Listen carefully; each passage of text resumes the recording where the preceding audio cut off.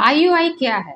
IUI मतलब intrauterine insemination. यह एक कृत्रिम गर्भधारण की प्रक्रिया है जिसमें पुरुष के वीर्य को लेबोरेटरी में वॉश कर उसमें से अच्छी गुणवत्ता वाले शुक्राणुओं को चुनकर एक पतली सी ट्यूब के माध्यम से महिला के यूट्रस में अंदर डिपॉजिट कर दिया जाता है।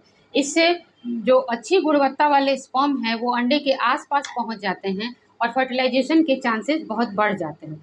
इसमें हम एक स्टेप बाईपास करते हैं, जैसे कि नेचुरली वीर्य जो होता है वो गर्भाशय के मुख पर डिपॉजिट होता है और उसमें से कुछ बाहर निकल जाते हैं, कुछ अंदर जाते हैं, कुछ वहीं पे मर जाते हैं।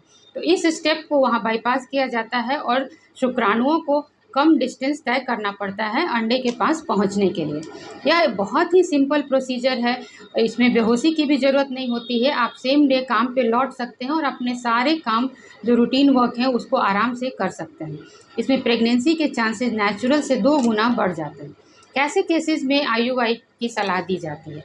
आपकी शादी को 2-3 साल हो गए हैं, आप 1-2 साल से ट्राई कर रहे हैं, आपके सारे रिपोर्ट्स नॉर्मल हैं, यूट्रस नॉर्मल है, फैलोपियन ट्यूब जो होते हैं वो खुले हुए हैं, आपके अंडे समय से फूट रहे हैं, फिर भी कोई कारण समझ में नहीं आ रहा है, इसे अनएक्सप्लेन्ड इनफर्टिलिटी कहते हैं। ऐसे केसेस में आईयूआई से सक्सेस पाया जा सकता है। माइल्ड मेल फैक्टर यानी पुरुषों के में शुक्राणुओं की संख्या थोड़ी बहुत कम हो, उसकी गतिशीलता थोड़ी कम हो, तो ऐसे केसेस में आईयूआई से बहुत फ़ायदा पहुंचता है। पीसीओडी के केस में जिसमें अंडे फूट नहीं रहे हैं, बन नहीं रहे हैं, तो दवाएं देकर उन्हें बनाया जाता है, मैच्योर किया जाता है, अल्ट्रासाउंड के द्वारा उसे मॉनिटर किया जाता है जिसे फॉलिकल मॉनिटरिंग कहते हैं। फिर जिस समय अंडा मैच्योर होता है और स्त्री बीज उससे बाहर निकलता है उसी समय आईयूआई किया जाता है, क्योंकि स्त्री बीज शरीर में 12 से 24 घंटे ही रुकता है। तो दोस्तों, ये है आईयूआई की प्रक्रिया। अगर आपको कोई और सवाल हैं इनसे जुड़े हुए तो आप हमें ज़रूर बताएं। Thank you.